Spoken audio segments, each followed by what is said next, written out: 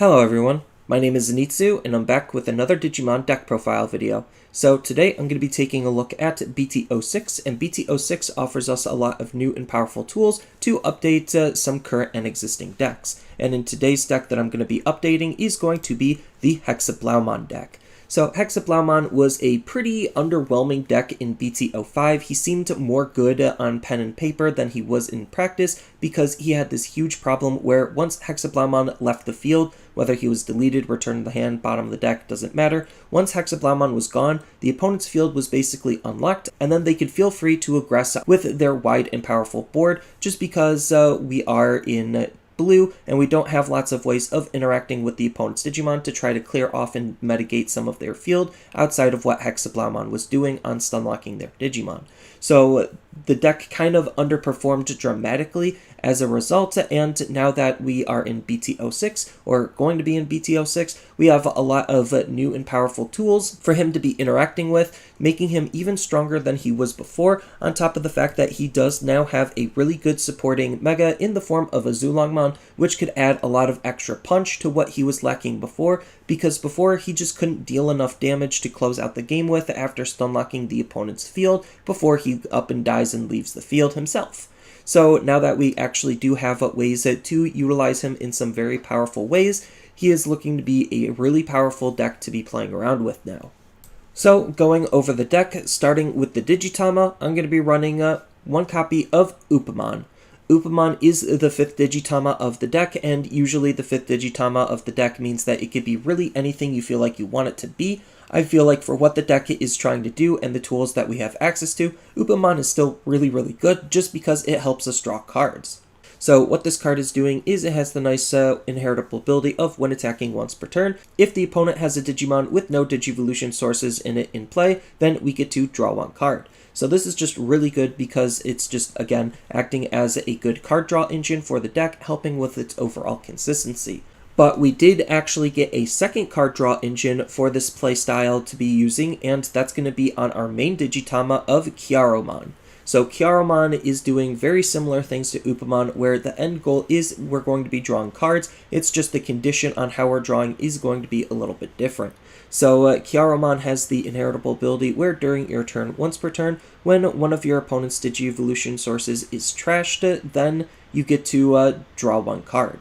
So that's really good because we are going to be trashing the opponent's inheritable sources, so that way we could draw cards that way. So whether we're using Upamon or Kyaromon as the main, it really doesn't matter. You could even do a completely different ratio split than what I have here, using the same two. Again, it doesn't matter. They're both accomplishing the same goal of helping you draw cards, making your deck that much more consistent. Next, on to the rookies, I'm going to be running 4 copies of Elecmon. So Elecmon is still pretty decent just because he is a value-efficient vanilla rookie. So what that means is he just has a low play cost, low evo cost, and some decent DP, just making him a good card overall. Next, I'm going to be running 4 copies of Bulucomon. So Bulucomon is a very good Digimon to be using still because he has this nice powerful inheritable ability where during your turn, once per turn, when you trash one of the opponent's inheritable sources off of one of their Digimon, then you get to gain 1 memory. So gaining that 1 memory is pretty important because it allows you to be memory efficient with a whole bunch of different Digimon, so you could really start thinking and utilizing this card in various different ways, all making him really good. But at the end of the day, he's just there to enhance and extend some of your plays because you are gaining that 1 memory off of his ability, which is not going to be very hard to trigger in a style of deck like this. Next, I'm going to be running 2 copies of ModokiBetamon. So ModokiBetamon, for all intents and purposes, is a flex spot of the deck. It could really be anything you feel like you want to be utilizing. I just think ModokiBetamon is really good, especially for where the meta is currently headed, just because there is a lot of ways to gain and manipulate the memory for a lot of Digimon decks out there, and the fact that we do have ModokiBetamon to just act as basically the blue version of Terriermon and shut all of that out except for it being on Tamers is very strong. So what he's doing more specifically is he has the All Turns ability native to him, so he does have to be on the field, where your opponent can't gain memory except by tamer effects. So we know that all of the colors got a memory boost to be playing around with to help them gain memory. This helps shut off that, on top of anything else the colors were doing to gain and manipulate the memory. So all of that makes ModokiBetamon just a really good anti-meta card to be playing around with. And then the last rookie of the deck is going to be 4 copies of Gomomon. So this is the promo Gomomon, and this Gomomon is doing the exact same thing as Bulucomon, so we want that consistency in the ability, so we run both as a result. Next, on to the champions, I'm going to be running 3 copies of Gorillamon. So Gorillamon is really only in here for the fact that he just evos for 1, making him a very tempo efficient card to use out for Digivolutions, on top of the fact that he also has 6000 DP, which may or may not be important. It seems like 6000 DP is slowly becoming less and less relevant on level 4s, just because there is just a lot of removal currently floating around in the game, but having the 6000 DP is still good just because it is on the higher side compared to a lot of level 4s, but again, we're mainly just using this as an evolutionary stepping stone because he's very efficient with an evolution cost of 1. Next, I'm going to be running 1 copy of Lobomon. So Lobomon is just an alternate finisher of the deck. We're not really using him for anything else but his ability where he could Digivolve from our hand on top of one of our blue Tamers as if it was a level 3 Digimon. So we could just have our Tamer sitting on the field for the majority of the game. Then once the opponent has 0 security, we could just Digivolve into Lobomon and then swing for the game. So that's really the only reason why we're still using Lobomon, is just as that alternate game finisher. Next, I'm going to be running 4 copies of Coelamon.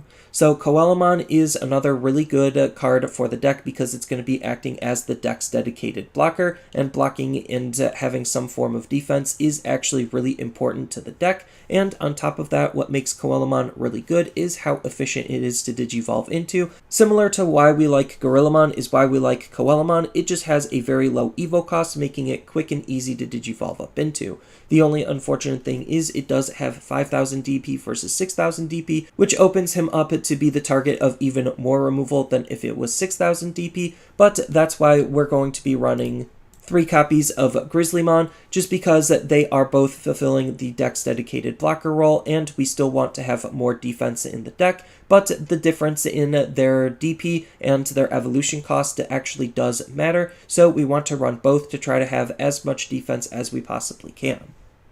Next, on to the ultimates, I'm going to be running 4 copies of CrysPaledramon. So CrysPaledramon is doing basically everything the deck wants to be doing. He has this nice when Digivolving ability where we get to trash the bottom evolution source off of all of the opponent's Digimon. So that's really, really good just because it's a way to start attacking the opponent's inheritables, and then on top of which, if we do have Gomomon or Bulucomon underneath him, when we're utilizing this ability, we'll gain that memory back, essentially making him evo for 2 and not 3, which is really tempo efficient and really good because that way we could then have a high chance of not passing our turn to Digivolve up into our Mega. And then on top of that, he also has this really nice inheritable ability where during your turn, if your opponent has a Digimon with no Digivolution sources in it in play, then this card gains Security Attack +1, just adding to the overall damage output that we could do with this deck.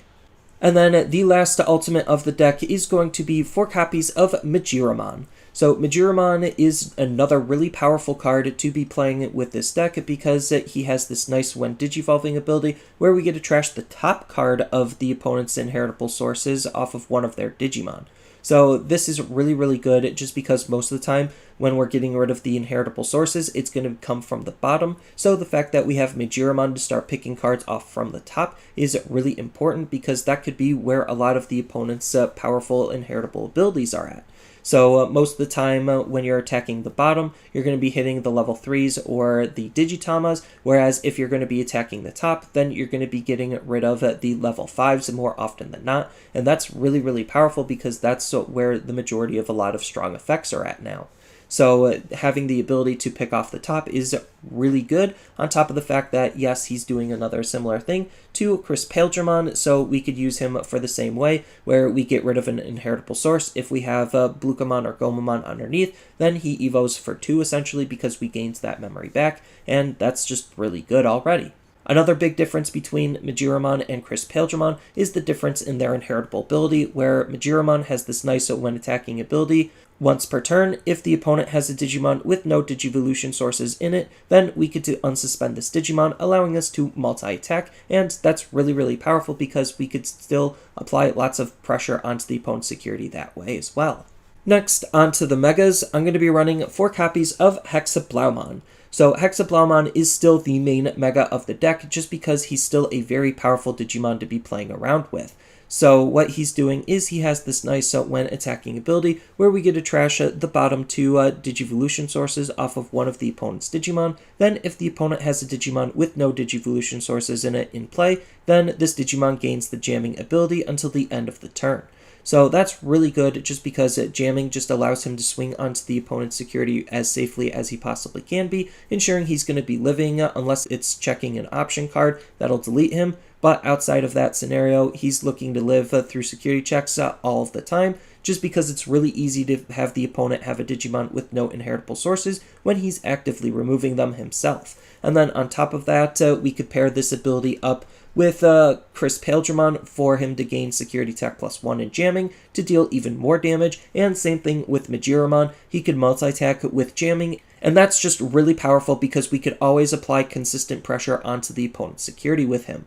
And then on top of that, he also has another really good ability where during all turns, all of your opponent's Digimon without Digivolution sources can't attack or block. So this just makes it really easy for you to aggress and not fear the opponent aggressing into you, because I do think Hexeblaumon isn't necessarily a control style of deck. He is more of an aggro style of deck that just so happens to have a control element built into him. So I do think the primary way you want to be playing Hexeblaumon is more aggressively, so that way you could try to close out the game as quickly as you possibly can, especially now that we have multiple different ways of applying lots of pressure onto the opponent.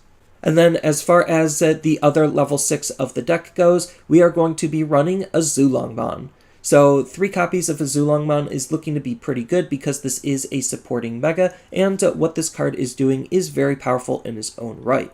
So he has 2 abilities, a when digivolving ability and a static ability. So what his when digivolving ability is you get to trash the bottom Digivolution source of all of the opponent's Digimon. So he's acting similar to CrysPaledramon on that ability, but he has the upside where then for each of the opponent's Digimon with no Digivolution sources, we get to gain 1 memory. So this is really important because he does evo for 5, which is on the high side. So at worst, if we get rid of 1 and he has a Gomomon underneath him or a Bulucomon underneath him, then he's going to evo for 4, and then we could potentially gain a lot of memory back depending on the current state of the opponent's board, and we could easily lock down the opponent's board with Hexeblaumon, setting up for Azulongmon to be as powerful and efficient as he possibly can be. So evoing Azulongmon for as low as 0 is just really, really good because he also has another ability of his own where during your turn, for each of the opponent's Digimon with no Digivolution sources in it in play, then this Digimon gains Security Tech +1. So this just allows you to aggress even easier and harder onto the opponent because you could set up for a bigger one-punch turn because he can have lots of security tech and even more security tech thanks to CrysPaledramon, or if he just has enough security tech, then he could multi-swing for basically all of the opponent's security thanks to Majiramon's multi-attacking ability. So this card is just a really good alternate or sub-mega for the deck just because he's interacting with the themes, he can be very cheap and easy and efficient and powerful to be playing, and he can help close out the game himself. And then as far as the last Digimon of the deck and the only level 7, I'm just going to be running 1 copy of Omnimon just because this is an alternate game finisher. So what we're using this card for is his when digivolving ability to unsuspend himself, so that way we could get a second swing in, and we don't even care if the memory passes over onto the opponent's turn because he also has the when digivolving ability of Blitz. So we get to unsuspend the Digimon we just attacked with, and we could even attack on the opponent's turn, or, well, when the opponent's memory is on their side. And then on top of all of that, if we are unable to close out the game, he's just really good at helping stick on the field because he has this nice ability where during all turns, if an opponent's effect would delete him or return him to the hand or deck, then we get to prevent him from leaving by trashing one of the level 6s in his inheritable source. So the fact that he could be a very aggressive card is why we want to use him in the deck on top of being a game finisher. Next, onto the options, I'm going to be running 2 copies of Howling Memory Boost. So Howling Memory Boost is a memory boost card, so it does have the delay ability after being used of being able to give us 2 memory whenever we feel like we need to, which is really good because that way we get time and pace when we use this delay ability to just gain 2 memory to enhance and extend some of our plays. And then on top of that, it has a nice main ability where we get to trash 2 of the Digivolution sources off of the bottom of one of the opponent's Digimon, so it's even attacking the opponent's inheritable sources for us, with the upside of then one of the opponent's Digimon with no Digivolution sources can't attack or block until the end of the opponent's next turn. So this is really powerful because essentially it's just a mini Hexeblaumon effect on one Digimon for when we don't have Hexeblaumon, and that could either allow us to push up for aggression and or use as some good defense because the opponent's Digimon won't be able to attack also.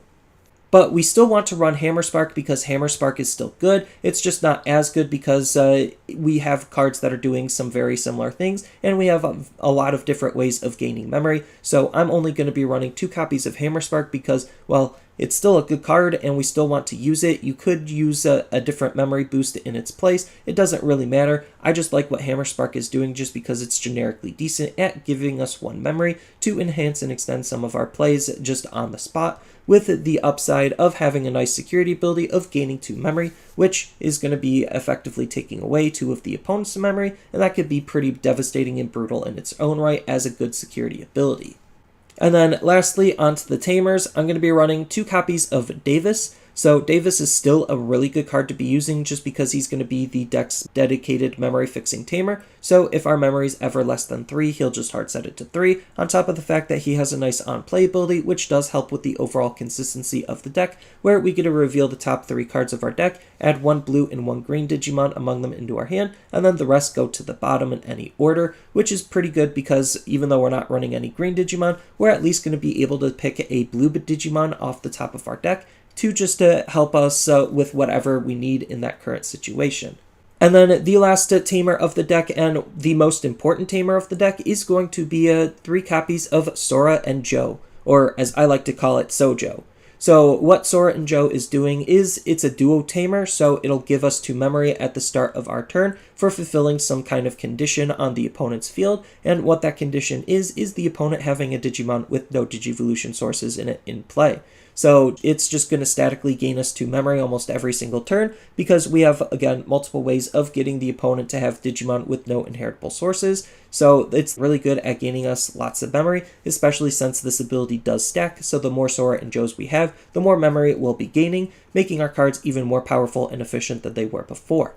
And then on top of that, it does have a nice secondary ability where during your turn, when one of your blue Digimon attacks, you get to suspend this tamer to trash up to 2 of the opponent's Digivolution sources from the bottom of one of their Digimon. So this is the primary way we're going to be attacking their inheritable sources on top of our evolutions from our level 5s and our on attack from Hexeblaumon. So having multiple different ways of attacking the opponent's inheritables is really good, and what ties the deck together when we don't have certain parts and pieces. And then you do have a whole bunch of different tech and tools that you could possibly use and run in the deck, all depending on what you want to gain out of the deck and what aspects of the deck you want to be supporting and focusing on. So if you do want another Digitama to double down on trying to attack the opponent's inheritable sources and gain you benefits for doing so, we have Bulucomon as a good Digitama to attack the inheritable sources off of the opponent's Digimon. Then we have Syakumon as another really good counter tech card for the opponent reducing their evolutions, and this card will shut that type of play off. On top of the fact that we do have a DP boosted Digimon that we could actually finally use in the form of Gizamon and Gabumon. They're both gaining you some DP to ensure that your Digimon are going to be as strong as they possibly can be. Then you even have Vmon from the starter deck to think about just because he helps you draw cards when you don't have a whole lot of cards in your hand, on top of the fact that he also is a good warp point to just warp straight up into a level 6, and that level 6 is going to be on All-Force Featuremon, which you could use either of the All-Force Featuremons in some very powerful ways with the deck, making this Vmon a really good card to be using if you're thinking about going with that type of direction. Then we do have some other good tech and tools to run in the deck, like Ikakumon to just make our Digimon unblockable, And we even have alternate ways of attacking the opponent's inheritable sources, so if you want to attack their inheritable sources even more, then we do have cards like this version of Ikakumon to attack the inheritable sources. Whether it's going to be on the top or bottom, it's kind of your choice, but the fact that we do have the difference in types of abilities allows you to build the deck in some really interesting ways. Then we do have other tempo efficiency cards like Tobiomon that you could be running in the deck, just because Tobiomon is basically a rookie without being a rookie. And we do have Paledramon if you want to double down on attacking the opponent's inheritable sources, except the big difference between Paledramon and Ikakumon and some other cards like this version of Ikakumon is the fact that it's on a when digivolving ability, so you could line up certain plays where you could combo this with Gomomon and Bulucomon versus you needing to be on a level 5 or 6 in order to gain any real benefit with Gomomon and Bulucomon. Then we even have a Majiraman to be playing around with it, just because he's acting as some removal for the deck. If we have 8 or more cards in our hand, bouncing the opponent's rookies back to their hand could be really good because it can help stop and stave off some of the aggression that they have. And we even have our own security Digimon to be playing around with in the form of a Quadramon to help us draw cards. Then some alternate level 5s you could even think about is Majiraman just for tempo efficiency. And then if you are going more with an All-Force sub-theme, then you could use the new Arrow Majiraman because he just natively has jamming, so he's a very safe card to swing with, on top of the fact that he also can gain security attack +1 on our level 6s and 7s as long as we have 8 or more cards in our hand, which is not a very hard thing to do in blue because we do have lots of ways of drawing cards. And we even have a mini Hexeblaumon to be thinking about playing in the form of Coelamon to just try to help stop and stave off some of the opponent's aggression. And then on top of that, you do have the All-Force route, as I mentioned before, to think about as using either of the All-Force Majiramon's as a really good supporting mega for the deck. So this All-Force Majiraman is really good because he interacts with Sora and Joe, where he'll attack Sora and Joe will suspend themselves. Then, because Sora and Joe suspended themselves, that's allowing him to get some extra swings that way, on top of using our very powerful inheritable abilities to get multiple security attacks or an extra unsuspend, so he could apply lots of pressure that way. Or you could use the new O-Force to act as some removal, where he has this nice when digivolving ability to bounce one of the opponent's level 4 or lower Digimon back to the hand. So the big problem that blue has is it doesn't have lots of ways of interacting with the opponent's Digimon, so the fact that we do have some Digimon that we could think about using to interact with the opponent's Digimon might be good to think about. And then on top of that, he has his own when attacking ability once per turn of allowing him to unsuspend himself for having 8 or more cards in our hand, which again isn't very hard because we're blue. Then we do have some other Omnimons that you could consider running in the deck. So you could run the OG Omnimon from BT-01 because his when digivolving ability is good removal, and his when attacking ability is allowing us to multi-attack and reuse a level 6, so that could be really good there. Or you could use X Antibody because X Antibody is pretty good in his own right with a when attacking ability of removal, and he has an ability that triggers on the opponent's turn to stop them from attacking. Even though they will get their on attack skills off, it doesn't necessarily matter. The whole idea is we're just trying to stop the initial attack to stop some of the aggression so we could aggress the following turn with. And then we do have some other options that you could consider using. So Blue Memory Boost is one of the more highlight cards just because it helps with the overall consistency of the deck. On top of being a Memory Boost card, then you could even consider playing some removal cards in the form of Absolute Blast and Kakaida's Breath. And we even have V-Wing Blade to consider, so there's some decent and solid removal cards. And then we do have some other tamers that could help with the deck. So BT-01 Matt is another memory fixing tamer that does want to suspend himself, that does want to attack the opponent's inheritable sources. So there's just some other tamers you could consider using, all depending on what you want to think about playing around with and how you think they'll support the deck the best way that they can. So there's just a lot of ways that you could build the deck, and I do like that level of flexibility on the types of tech and tools that you could be using. But I do think that with all of these new cards coming into the format for BT-06, between the new BT-06 cards and the starter deck cards, he is just a very strong deck to be playing around with, and he shouldn't be slept on, even though he still does have that primary weakness of once you get rid of Hexeblaumon, the deck kind of falls apart. But now that we actually do have good supporting cards for the deck, we actually do have alternate ways to try to win the game and close out the game with, in the form of Azulongmon and all of the new All-Force stuff. So the deck does have a better plan B when plan A fails, and I do think that plan B is going to help the deck perform relatively well compared to what it was doing before. So that's all I really have for this video. As always, feel free to tell me your thoughts down in the comments below, and down in the description below are a couple of different ways you could support me and the channel. So I do have a TCG Player affiliate link, so when you use that link to buy cards off of TCG Player, then some of that money will go to supporting me and the channel. I also do make and sell playmats over on Overcard Gamers on Facebook, so when you buy a playmat with my design, then some of that money will also go to help supporting me and the channel. And on top of all of that, I do have a Twitch account over on twitch.tv/Zenitsu, so giving me a follow and a subscription also helps support me there, and I do play Digimon on top of various other games on that platform as well. So thank you everyone for watching, and as always, don't forget to like, share, and subscribe for more content, and I'll see you in the next video.